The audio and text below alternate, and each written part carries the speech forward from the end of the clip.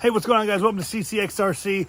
I'm on my way up to the studio to show you guys some cool new stuff I got from Team Corally. Let's do it. Oh, yeah. Okay, guys, so a couple weeks ago, Team Corally reached out to me asking if I wanted to review one of their vehicles, and they sent me the Sketer 4S. I actually was most interested in this one. They gave me the option of several of them, the more expensive ones even. But I thought for, the channel and for you guys, I was really interested in the 4S because I think that there's a huge demographic of people that the 4S vehicles really do cater to. And so I wanted to do that. They also went ahead and sent me just a bunch of stuff like their transmitter bag and a pit mat, all the different shock greases. And so it's a shock O-ring grease. They've got lithium grease, copper grease, and then diff fluids, shock oils, tools, shirts, and they made me these custom stickers, which is pretty cool. But what we're here to mainly talk about is the Sketer. All of this stuff here is so that you can tune the Sketer to however you want to do it. And so they wanted me to be able to tune this to whatever way I thought might be best to show you guys how I would run it. So we're gonna get it out of the box. We're gonna test it how it is out of the box, and then we'll kind of think about whether or not we want to do any changes to the diff fluids or whatnot. So I'm gonna get all this stuff out of the way, and we're gonna open up this box and take a look. Here it is, the Sketer XP4S. You can see the box art for it. It's got kind of a unique body shape to it. Nice looking wheels and tires on it. 4-wheel drive, 3 diff, ready to run. Says 46 plus miles per hour out of the box. So we'll see about that. But yeah, we'll go ahead and take a quick look around the box here. Show you what it shows us. The radio, it's a 2150 kV, 3 to 4S, 4-pole, 8 magnet motor. Toro 135, this is 135 amp, but 120 amp continuous current, sensorless ESC waterproof HV BEC. So high voltage BEC, 6 volt or 7.4 volt BEC on that. There's a high voltage digital servo, so this can also do the 7.4 volts on it. Metal gears, 25 kilograms, and it also is 0.14 seconds at 60 degrees. So pretty decent. A couple other things, we'll just take a look at the box. This is an unboxing, so we'll show you the box. 16 millimeter big bore aluminum shocks, steel, an aluminum case, center diff right here. These are spring steel out drives and cups in that for your drivetrain instead of powdered metal that some of them have. So these will be more durable that way because they're machined instead of powdered steel or powdered metals. And you can see it does run dog bones. Oversized plastic suspension parts. It does come with front and rear bumpers that are integrated with skid plates, which is a nice feature there. And sealed rubber ball bearings, metal gears in the diffs, and so that's nice. And then you've got the aluminum shock towers. But we want to get it out of the box because we want to see it in person. So I am late to the game. This has been out for a little while now, but several people have already done reviews on it. Razor RC did an excellent review on it, and it looks like a really, really capable 4S vehicle and one that's also pretty durable. So we'll take a look here at the radio. Also comes with instructions, little bind plug, and that's pretty much what's in the bag. No little tools or anything like that included in there. So let's take a look at the radio. We'll get that out of the way. It's the CT2R 2.4 gigahertz digital. This does have like a fail-safe. If it loses connection with the receiver, it will stop it from driving. I used to hate these opening and closing lids for radios. I used to just like having everything available to me for the on-off and all that. But the more that I've traveled with my RCs, the more I appreciate this, because when I get somewhere, all of my trims are not all jacked up. So I do actually appreciate these little lids on them now. It does have a foam wheel on it. Actually, the spring on it feels pretty good. You can one-handed drive it very easily, so ergonomically, this works awesome for me because I like to one-handed drive for filming. And in that case, my thumb isn't resting in this anyway, so I don't really notice it. But it's just different. It's not bad. I think they did it to lighten it up, but you definitely feel those holes that they put in there. Not good or bad, just different. 4 AA batteries will get you running with this thing. It does have your normal things like your reverse for your steering, reverse for your throttles, and then it has steering trim, throttle trim, and dual rates for your steering. So, yeah, does what it needs to. All right, the car itself. Oh, baby. Got to pull the body clips. Those slip in and out very easily. That's one of the first things I noticed. They are held on with rubber straps to leash them, basically. They're body pin leashes so that you don't lose them, which is something I do all the time. And they have nice big tabs to added grip, and they're bent. So even if you don't need that tab, they are a bent pin, which makes it easy to get your mittens on and to rip off. Stickers, lots of stickers on here for the windows. Decent, lots of detail and kind of cool body design. You know, when I saw it online, I didn't love the look of it. The shine of it doesn't come across on the pictures that you see here. So it definitely is more vibrant in person, and you see the details of all these lines. It's actually a pretty cool looking body. So they've got little things like stickered on door handles and different things on here. Interesting scoop on the top. Little molded light bar in the top here. Kind of will act, I guess, that'll probably take a lot of scrapes as you slide across it. So we'll see how that holds up. But overall, first impressions, the tires do feel pretty firm. Not going to get a lot of ballooning, I don't think, with these because of the rubber type. It's going to give you a lot more ground control and air control and not probably want to flip as easily or much.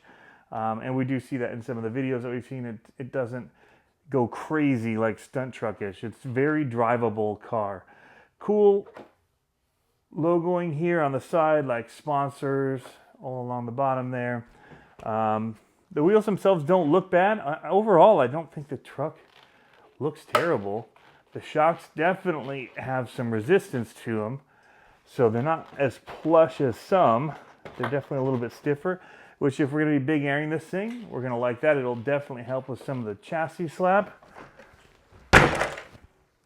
And it still actually, for the weight of the truck, does handle it pretty well on landing there. So we'll take this off and take a look inside, but overall, the body has a good thickness to it.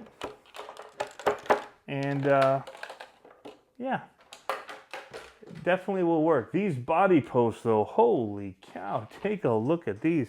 The thickness of these should never break or even bend. Wow, that or maybe it will break this piece. It's hard to say.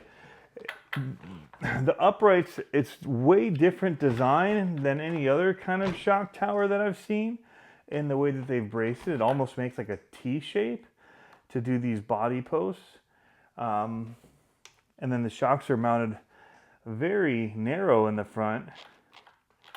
But they are large, like I was saying, 16 millimeter big bore shocks on there. They are definitely that. Nice thick aluminum. And they've got these guards on the top, very race car like. So if you're doing, it's probably to protect the body. So one of the things that we're seeing with some of the other cars that we have is when you hit and it folds on that, you get a lot of like marking in the body itself. And so these rounded covers actually probably help keep some of this marring from marring the body. Pretty cool. Big bumper up front.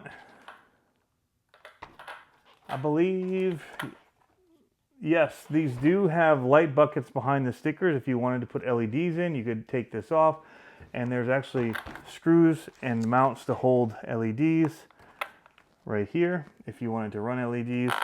Here you can see that T shape a little bit, maybe a little bit better. A little dark. We're kind of out of the light here. Maybe like this.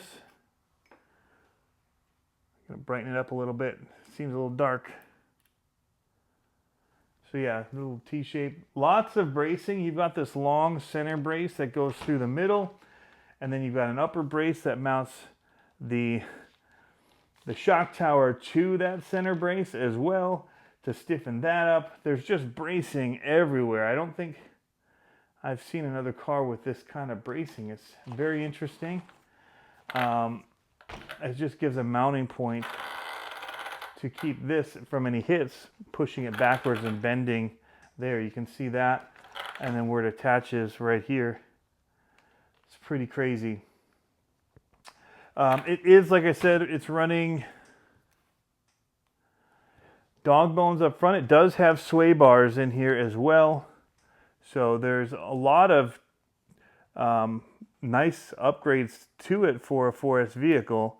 So it does have adjustability here for your toe in, toe out. It does have pillow ball style suspension here to the arms. Arms are plastic. It's got a big soft cushion on top here to protect the body on bad landings on the roof and all that from crushing too bad. So there's a nice brace here. The center brace doesn't go fully across. It does meet here in the middle, right above the diff, the center diff there. And then so you've got multiple bracing options. It's not a long run, so this should never bend these tubes because of the thickness of them for one, but then also how short of a run they each have. There's also bracing going down here that's plastic in the center of the chassis. Inside of here, your drive shafts are going to be made of dog bone style. They're not straight run, they're kind of angled because the center diff is offset a little bit. Your battery tray here uses huge Velcro straps running an XT90 plug on it. Looks like probably my IC5, EC5 connectors will fit inside of there and still work without having to do any adapting. We'll see. I'm hoping that's the case. I've been able to do it with the XT60s and the EC3 plugs. I've been able to work them that way, so I'm hoping that'll work out. But man, there is so much built up around all of this. The rear end structure and the front end, like the bulkheads, is massively built up in here. There's aluminum bracing here at the front and the rear sides. So the upper arm goes into the shock tower, and then there's another piece of aluminum here that's like a hinge pin retainer, and then you've got another one that's metal under here. It's just really, really beefy looking. The chassis is aluminum, and again, you have these huge skid plates on the bottom that cover a long gap here. You already have a little bit of a bend to the front end, which we've seen before. Some people think they bend their chassis because look at the front end's bent. Noticed it ahead of time. It does taper already out of the box. You did not bend it. It's just got a little taper there upward. So one thing to note, you can see the arms from the bottom. They do look pretty stout. They're plastic. They will break if you hit wrong, just like any of these cars. But overall, looking pretty good. It's definitely stiffer than the other trucks, the other 4S ones that I've recently run out of the box. But we'll see how it handles. I don't think that's going to be a negative for it.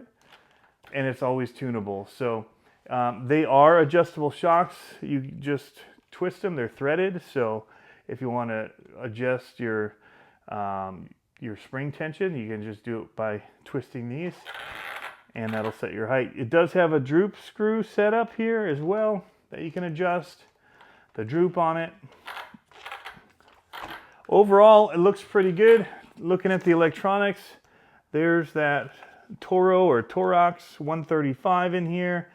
The plastic's definitely a different type of material than the others that I've seen, because it looks like it's just a hobby wing. but the casing itself is kind of almost like a rubbery look to the plastic. It looks really cool. Just a different type of plastic. It's kind of neat.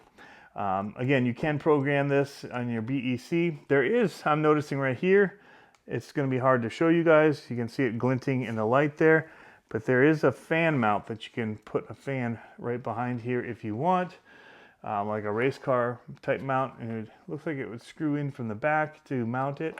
On-off switch right here, you do have your programming button on it. It's kind of a nice location. Again, they use this type of bracing, the center brace to mount that to, which works really, really well. And the motor itself is a pretty high quality looking motor. It's a Curon 725, again, 2150 kV, and it looks amazing, actually. You know, some of them kind of look generic. This one doesn't have that look to it. It's pretty cool. And then your pinion, all that's under this cover, as well as your center diff, which you can see kind of tucked in here. Does have a metal servo horns, 25 tooth servo. It's a 7225, 25 kilogram servo. In here you've got your receiver. You can see the cable sticking out, so you got a nice receiver box. And there is, right down here is your servo saver. So if you need to make adjustments to that, you can reach in here and you can actually feel it, the threaded part of it, where you can kind of get a little bit of grip on it, or from the inside here. So yeah, overall seems quite impressive and looks pretty good. So I guess the next thing for us to do is actually run it and see how it actually handles. It does run 17 millimeter hexes, so you'd be able to swap out these wheels and tires with most other offerings, like Proline Badlands or whatever you want to run on that. That's a 17 millimeter hex. So pretty cool, guys. All right, here we go. First bash of the Corally. Brought it somewhere different, up at Walter RC Park, their little bash area here. We're just gonna see how it does.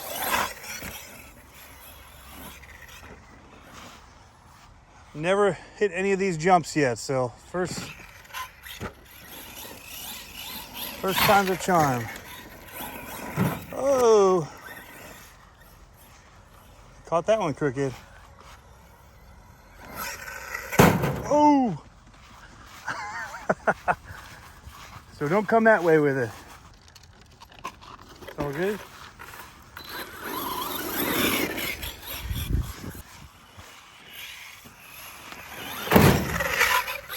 Okay, that was awesome.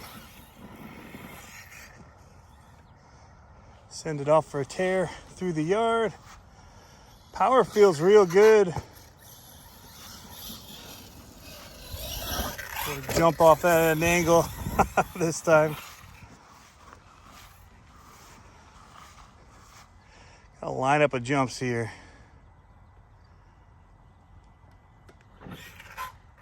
Oh, nosedive. That was my fault. I hit the brakes. Ugh.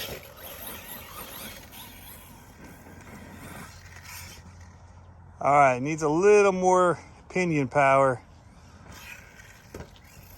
or a little bit different center diff fluid, just to be able to get that front end to nose up on some of those jumps. But if you hit a jump, that was a good one. That one was fine. That one's just more like a landing than a takeoff, because that one, it hits good that direction. This one hit at an angle. Yeah, that kind where just a little bit of a kick from the rear end makes it makes the nose end go down. It's hard to throttle out of that.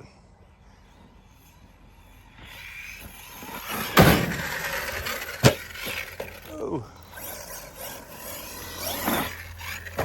that was a better approach on that. I feel like I had bottomed out my suspension right before I hit this one too. That's better.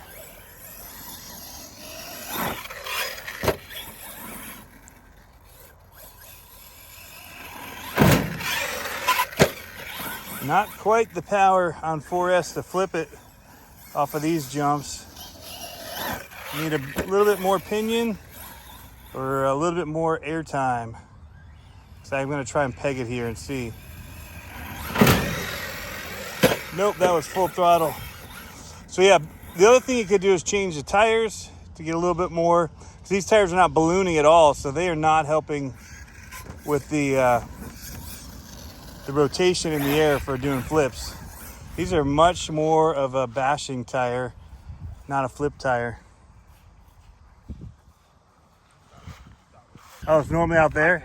Oh, okay. Oh, maybe we'll get it now. Oh, battery came out. Was a pretty hard hit on the nose a second ago. You can see I am running. Oh, I broke it. I broke the strap. Nope, that's gonna do it for first run overall. Battery strap breakage, not end of the world. I would definitely like to see some different tires, try some different tires on it, see if that helps. We're not going to keep running it here because we need to be able to strap the battery down. So I'll just I have more battery straps. I'll put another one in and we'll get it out for another run. But I mean, good power. Do need to tune the shocks a little bit because the rear end is definitely hopping and kicking on landings. So we'll try and dampen that a little bit more. But yeah, overall, it's a very drivable car. I like how it handles overall.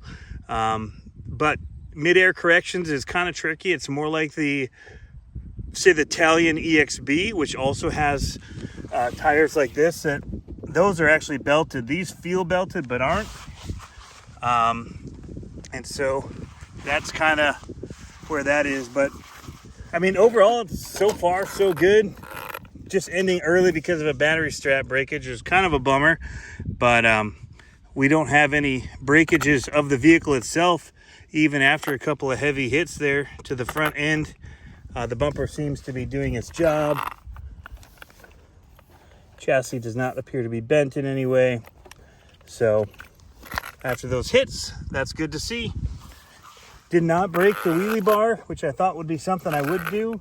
And yeah. So I think we'll just call it for now and get new battery strap in there and keep on bashing.